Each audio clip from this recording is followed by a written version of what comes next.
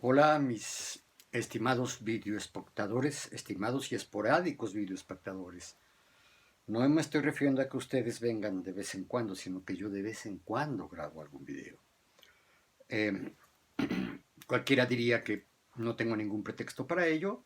Efectivamente, estoy jubilado, no tengo ninguna otra ocupación. Las labores del hogar me ocupan poco tiempo para lo poco que hago realmente. Eh, y aparte, hoy estamos en un momento de cuarentena, no es precisamente una cuarentena, es un confinamiento voluntario al que se nos convocó en México desde muy empezada, incluso antes de que hubiera el primer caso de fallecimientos por el eh, COVID-19 o SARS-CoV-2, es el virus, o el coronavirus. Mucho antes de eso ya mi mujer y yo habíamos decidido acatar esa sugerencia y nos encerramos en casa. Entonces, no hay pretexto. La única razón es que de pronto no he tenido ganas de venir a platicarles.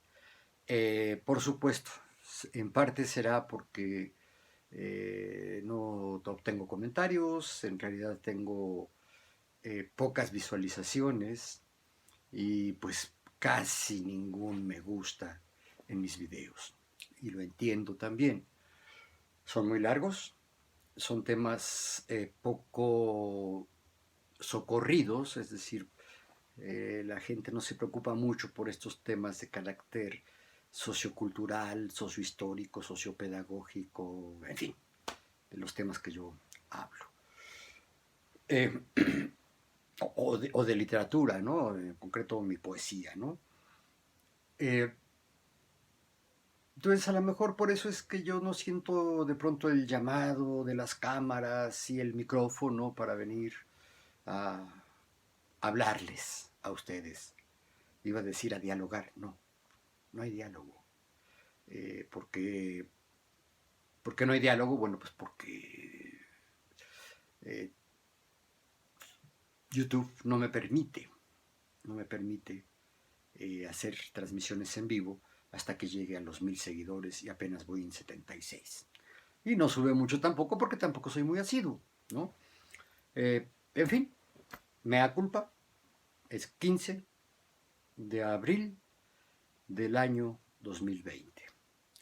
Estoy a punto de cumplir 3 años, según mis cuentas, el 17 de abril del 2017 me dio un infarto al miocardio que me provocó un paro cardiorrespiratorio, del cual afortunadamente no tuve secuelas muy severas, ¿no?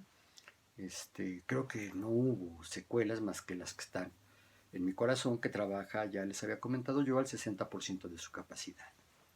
¿Por qué hablar de esto? Bueno, porque sí se viene este aniversario, eh, e incluso por ahí, como en el hospital me decían el renacido, y yo decía, no, yo no soy el renacido, yo soy un resurrecto, ¿no? Me gusta más la palabra porque todavía cuando estuve en el hospital estaba fresca esta película que por la cual DiCaprio ganó el Oscar, que se llamaba El Renacido, ¿no? Una historia de un sobreviviente, aventurero, cazador, medio malora, ¿no? En Alaska o en el norte del Canadá, no recuerdo bien. Pero bueno, esa era la película El Renacido. Yo decía, no, pues ¿por qué? Total, cualquier resurrección también hace referencia a alguien que muere y vuelve de la muerte, ¿no? Yo clínicamente sí me morí. ¿Por qué? Porque pararon mis latidos y pararon mis respiros, ¿no? Dejé de respirar y mi corazón dejó de latir. Y esto duró casi 20 minutos. Me hicieron 4 ciclos de reanimación cardiopulmonar, que consiste básicamente en un masaje que hemos visto en las películas y en los programas de televisión, que le dan un masaje al corazón, ¿no?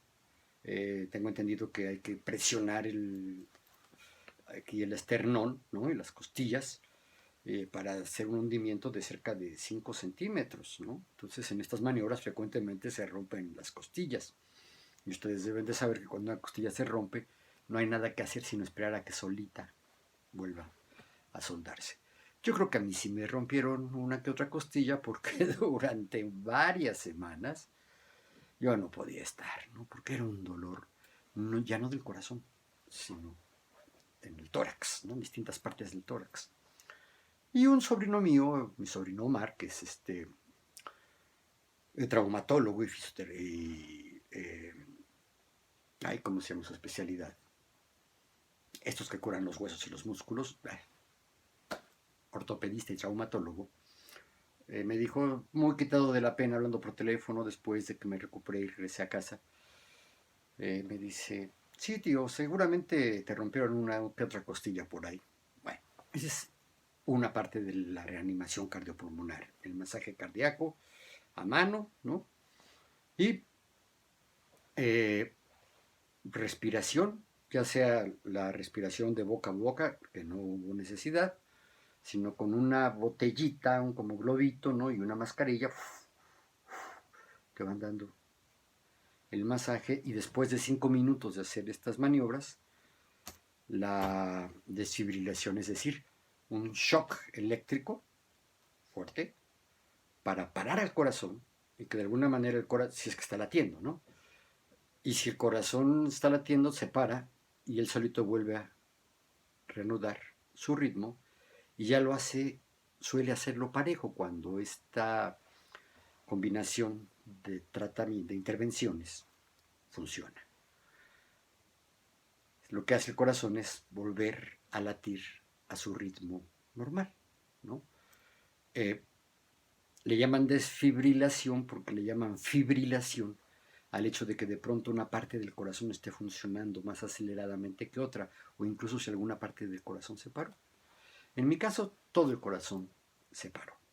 Es decir, que la fibrilación que yo sufrí, la sufrí antes de llegar al hospital. Pero en fin, esta explicación, que ya me llevó un buen rato, se junta este recuerdo y de todas las peripecias que viví en el hospital, tanto inconscientemente que luego me cuentan mis familiares, mis amigos, por ahí alguna enfermera con la que conservé la comunicación después de que me dieron de alta, eh, pues se junta con estos tiempos, ¿no?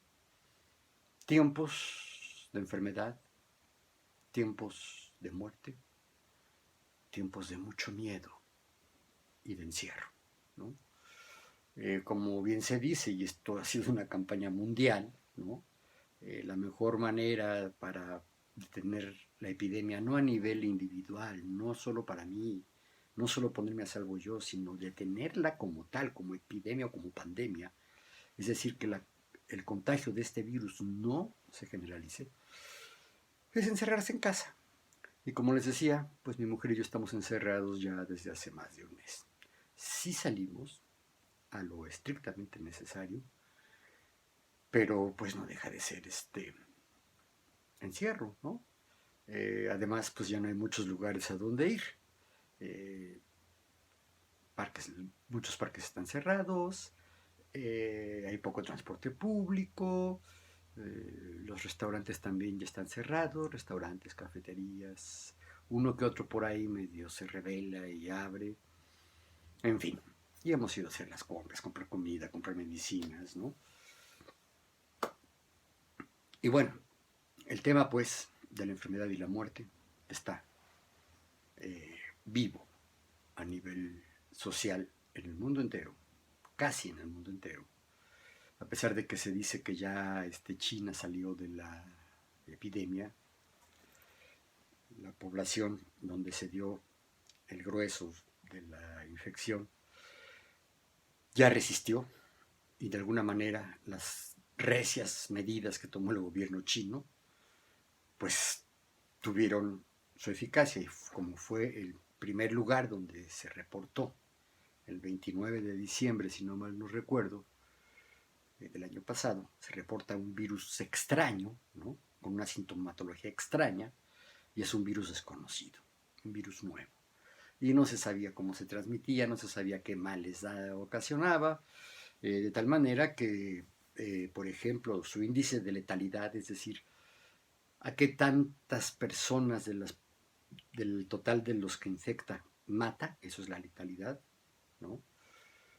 Cuántos muertos por el número de infectados que hay, pues ha ido subiendo. De acuerdo a la experiencia china, pues su letalidad andaba por ahí, que mataba a 2 de cada 100 y ahora ya se habla de más de 10 por cada 100, ¿no? Parece ser que mientras me ha ido extendiendo el virus, pues su letalidad ha aumentado. Además de que ha llegado a lugares más densamente poblados, ¿no? Estamos hablando, por ejemplo, del norte de Italia, de España, de Europa occidental y, por supuesto, de los Estados Unidos y, en el caso de México, de las grandes ciudades. Donde, además, pues hay problemas de contaminación, o sea, problemas respiratorios asociados a otros factores que no son necesariamente ni el coronavirus ni la influenza, que además se juntaron. Ustedes deben de saber que la influenza tiene un ciclo y tiene un periodo, ¿no?, en el cual ataca de nuevo a cientos de personas y mata a decenas de personas cada año. Tal vez hasta centenas de personas, pero esto ya no es noticia, ¿no? ¿Por qué? Porque ya hay vacuna, porque incluso ya sí hay medicamentos antivirales que atacan un poco a este virus, al H1N1, ese es el de la influenza, pero coincidieron en el tiempo. De tal manera que hay confusión todavía, es decir, no está claramente definido qué casos de las personas que han muerto, digamos, de principios de marzo para acá, que fue cuando se dio el primer caso de muerte en México, al día de hoy, es decir, ya un mes y medio prácticamente, cuáles de las personas que han muerto de infecciones respiratorias son por influenza o por el famoso SARS-CoV-2, el COVID, u otras infecciones respiratorias, neumonías antiguas, tuberculosis, procesos cancerígenos, en fin. Pero sobre todo la influenza y el COVID son los que se confunden mucho por la sintomatología y porque las pruebas tardan a veces un rato. Entonces, sí ha habido fallecimientos y no se ha sabido bien a bien a qué se deben, si es por COVID o es por influenza. La temporada de influenza ya va de salida, cada vez hay menos infectados y por supuesto mucho menos infectados graves. Tengo entendido que todos los que se infectaron de H1N1 desde hace 7 años que está disponible, 7, 6 años que está disponible la vacuna, es porque no se la pusieron, ¿no?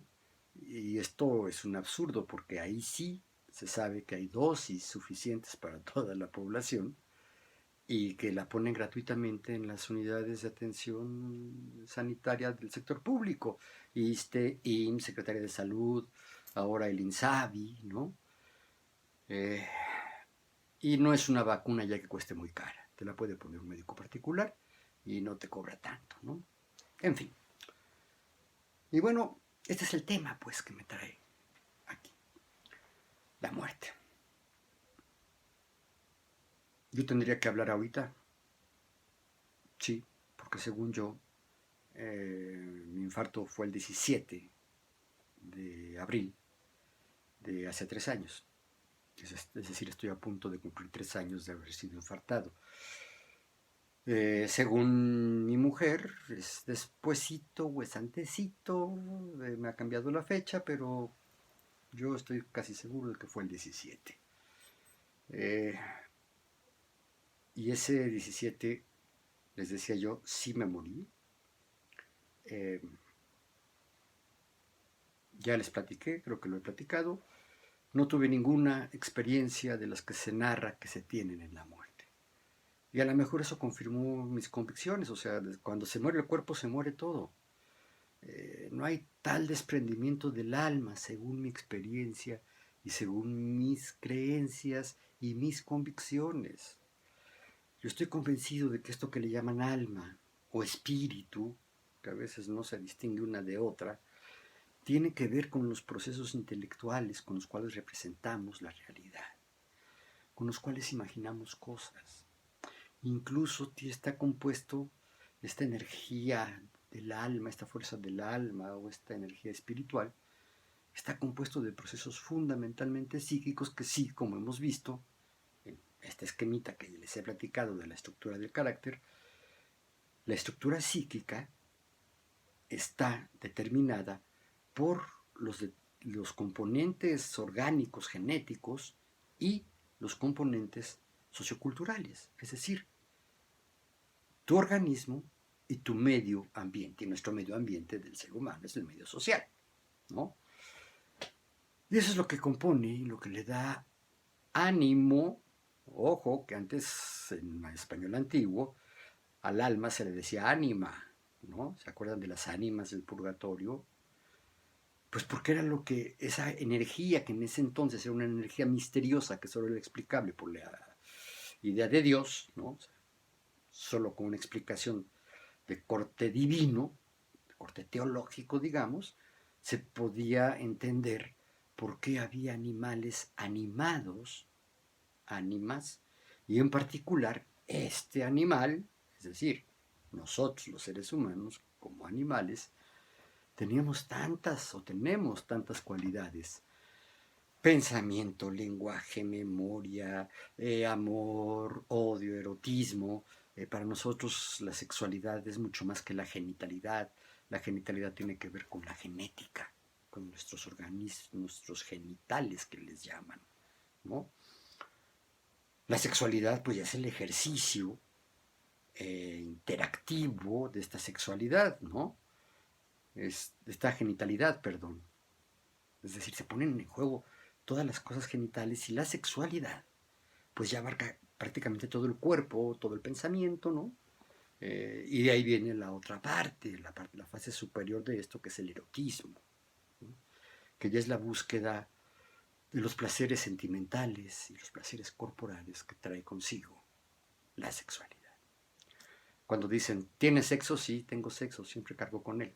No, no me abandona. ¿Tienes genitales? Pues sí, tengo genitales y son masculinos y afortunadamente mi funcionamiento hormonal y mi corporeidad corresponden al llamado sexo o género masculino, ¿no? En fin, estoy hablando pues de todos estos misterios, incluyendo este gran misterio que tiene que ver con la cosa del amor, porque el amor es finalmente la sublimación, diría Freud, ¿no? Es decir, la abstracción emotiva de una función orgánica, de la función que tiene que ver con un instinto básico animal, que es el de la preservación de la especie. Todos los que han tenido animalitos, no solo humanos, sino de otra índole, perros, gatos, caballos, canarios, qué sé yo, saben que en determinado periodo las hembras entran en celo, lo que le llaman,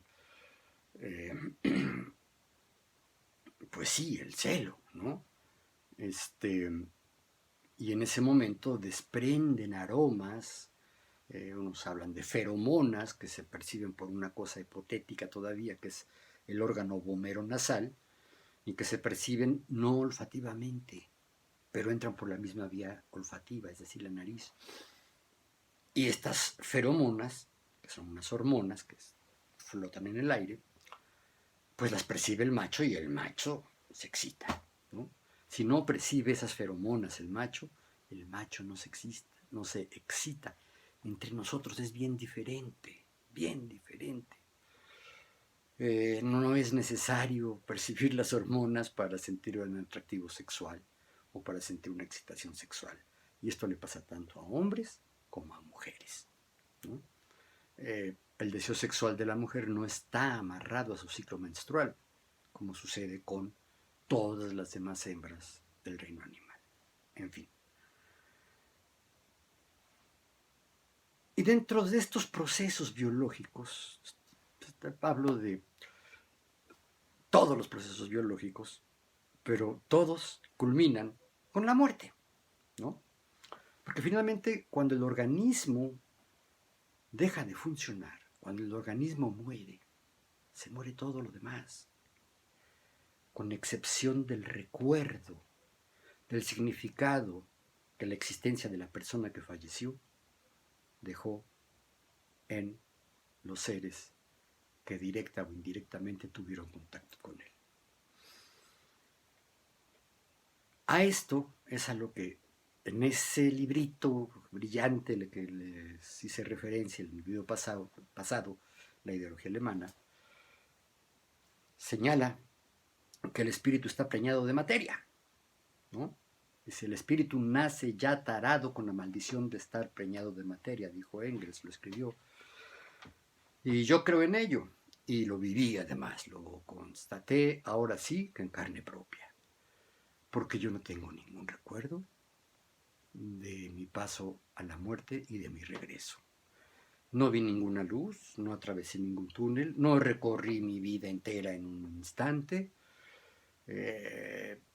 no me recibió un anciano barbado, bondadoso, vestido de una túnica blanca, no me encontré a mis padres ya fallecidos, a mi hermanito ya fallecido, ni a ninguna otra persona querida, ¿no?, que haya muerto. O sea, nada. Fue un apagón total.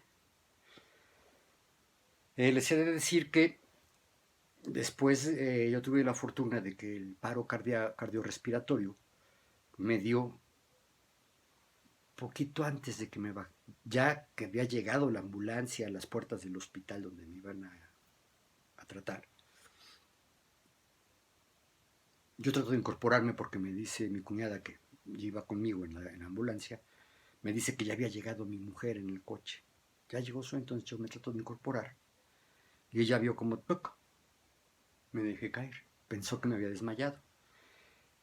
Después ya me cuentan que me bajan de la ambulancia y en lo que están cerrando las puertas de la ambulancia, mi mujer llega, me ve, que me grita, dice, ya llegué, sapito. Ella me dice, de cariño me dice sapito.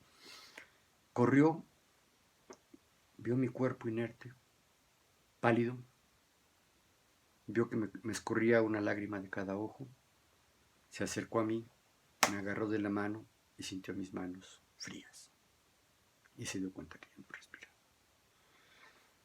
Pues ya me metieron al hospital y entrando a las puertas de la sala de urgencias, dice que ya venía, esta es una frase que yo acuñé cuando ella le dio su infarto, ¿no? Porque sí, en este hospital de pronto se te deja venir una nube de batas blancas, ¿no?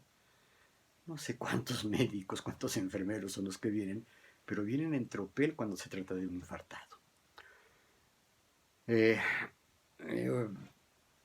Ya se encargaron de mí, dice mi mujer que veía volar, me cortaron el pantalón, me quitaron todo cortado, ¿no? La camiseta que llevaba, y mientras alguien me había un catéter subclavio, otros me canalizaban la vena, y seguía, pum, pum, el RCP, la reanimación cardiopulmonar. Lo que yo les quería contar era básicamente lo que les acabo de decir. Cuando se muere uno, se muere por completo, con excepción del significado y del recuerdo que deja en las personas que tuvieron contacto con él. Y cuando digo recuerdo puede ser bueno o malo, ¿eh? Generalmente tendemos a hacer buenos recuerdos del fallecido. La muerte, se dice por ahí, los vaciladores decimos que la muerte purifica a los malos, los hace buenos. ¿Por qué? Porque creo que es un truco del inconsciente psíquico de no recordar las cosas malas que vivimos o los defectos que tenía esa persona, sino de recordarlo en sus mejores momentos. Creo que es la única manera de soportar una pérdida cercana, la pérdida de una madre, de un padre, de un hermano, de un hijo. Debe de ser terrible. Mis padres, mi madre en particular, perdió la razón cuando murió mi hermano menor. Eh, entonces cuando lo recordamos, ya era un hombre de 28 años cuando muere mi hermano, pues sí, yo soy muy necio y siempre trato de recordar las cosas malas, ¿no?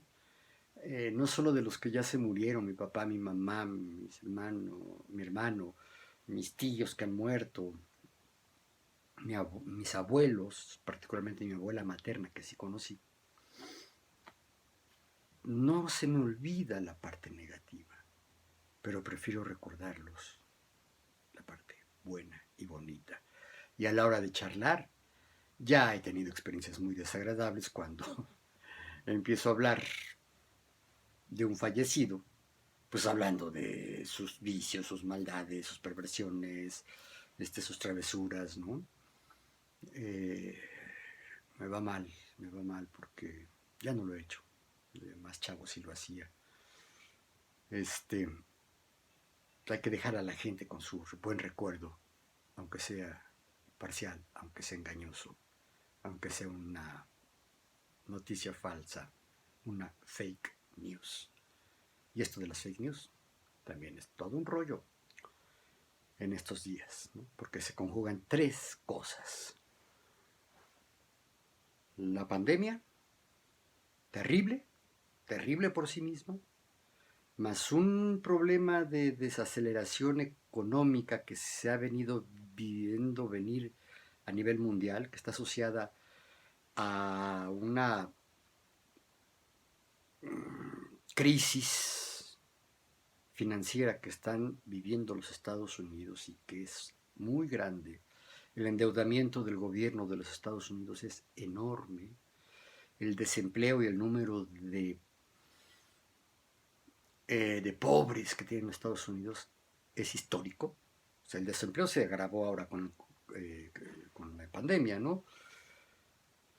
Y también en el mundo entero, en el mundo desarrollado, con excepción de China, se está viviendo una desaceleración que fue agravada por el coronavirus. Y en México, además, los opositores al régimen de López Obrador, los AMLO haters, como si habemos AMLovers, bueno, pues hay AMLO haters, ¿no? Es decir, los odiadores de AMLO han aprovechado la coyuntura para seguir señalando que este régimen, este hombre, ha hecho cosas terribles y que se están aventando el tiro, incluso algunos gobernadores, 4 gobernadores hasta hoy en la mañana, que amenazan con romper el pacto fiscal y algunos que han declarado francamente su intención de separar a sus estados de la Unión. Esto no es un proceso fácil. Esto llevaría, por supuesto, a un enfrentamiento de corte militar, ¿no? Como son estados fronterizos, pues ellos más que pensar en separarse de México, están pensando en anexarse a los Estados Unidos. Pero aquí les ha faltado cálculo. Otra parte del empresariado y sobre todo de los empresarios de los medios masivos de comunicación parece ser que han estado instigando a sus viejos líderes de opinión, y cuando digo viejos es porque desde hace poco más de 2 años estos líderes de opinión dejaron de ser tales, empezaron a decir dar cantidad de falsedades, de ataques claros a nivel personal, que ya estoy convencido que cada vez más gente descree de ellos. Y estoy hablando de los que ya sabemos, ¿no?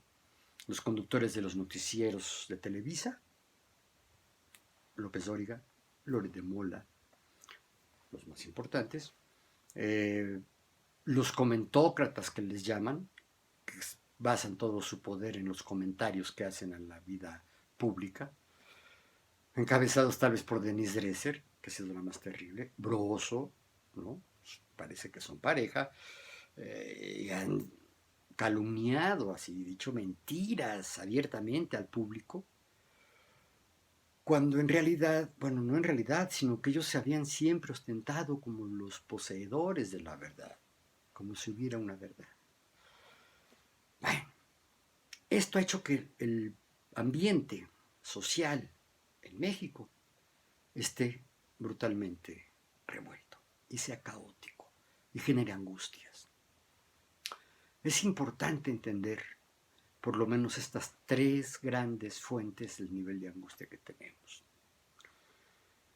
La crisis económica, estamos entrando en una terrible crisis económica que ha sido además agudizada por la pandemia del coronavirus. Y esta pandemia del coronavirus también tiene sus efectos terribles en la vida cotidiana de nosotros, de todos. No podemos salir, vivimos con miedo a contagiarnos, sabemos que, aunque es muy baja la probabilidad de que te contagies, porque estamos hablando de, en el peor de los casos en México, de que estamos rebasando los 1,000 contagiados, de cuántos millones de mexicanos somos, entre 125 y 130 millones de mexicanos. Entonces el número de contagios es bajo, ¿no? Porque apenas rebasamos los 1,000. Sin embargo, se sabe que este virus crece exponencialmente. En cualquier momento, si nos descuidamos, puede afectar a muchísimos. El problema además es que no sabemos a quién va a afectar, porque está afectando a todo tipo de gente. Ricos, pobres, enfermos, sanos, viejos, jóvenes. Apenas el día de ayer murió un joven menor de 25 años. Claro, tenía una cardiopatía congénita, lo ataca el virus, se asocia y el hombre muere. Sin embargo, los que más mueren son los mayores de 60 años. Y sobre todo, si además de la vejez, tienen esto que le llaman las comorbilidades, es decir, enfermedades que pueden agravar el impacto del virus en nuestro cuerpo. Y esas enfermedades son, entre otras, voy a hablar de las que yo tengo: cardiopatía, les hablé del infarto, también soy diabético, apenas finales del año pasado me detectaron que soy diabético. Es una diabetes controlada, pero ahí está, ¿no? Y pues el tabaquismo. Yo fumé durante muchos años de mi vida, ¿no? Entonces algún daño en los pulmones debo de tener. Entonces hay otras, la obesidad. Yo ya no soy obeso, he estado a dieta por la diabetes precisamente, y ya estoy en mi peso. Pero cuando me dio el infarto, sí, échensela, yo mido unos 61 y pesaba en ese entonces 79 kilos. O sea, tenía una obesidad, ¿no?, ya declarada. Hoy no. Hoy estoy pesando ya 64 kilos, poco más de 64 kilos. Entonces ya estoy dentro del rango de mi peso normal. Claro, me falta bajar unos 2 kilitos, 3 kilitos más. Pero aún así tengo resabios de esa obesidad que tuve, que me provocó el infarto también. Y soy diabético y soy cardiópata. Entonces, si a mí me pega el virus... y otro, soy hombre. Les he de decir que este virus actúa con enfoque de género. Casi 2/3 partes, no, 3/4 partes de los contagiados son hombres. Más de 3/4 partes de los que han fallecido son hombres. Por alguna razón, las mujeres están resistiendo más a este virus. Les digo una cosa, me alegra que así sea. Yo sí estoy convencido de que la mujer es un mejor ser humano que el hombre. En fin, esto ya se me largó, iba a ser cortito, no puedo hacer los cortitos. Espero hayan llegado hasta acá. Yo creo que voy a volver un poco a este asunto de la crisis social, ¿no?, que se está viviendo en México.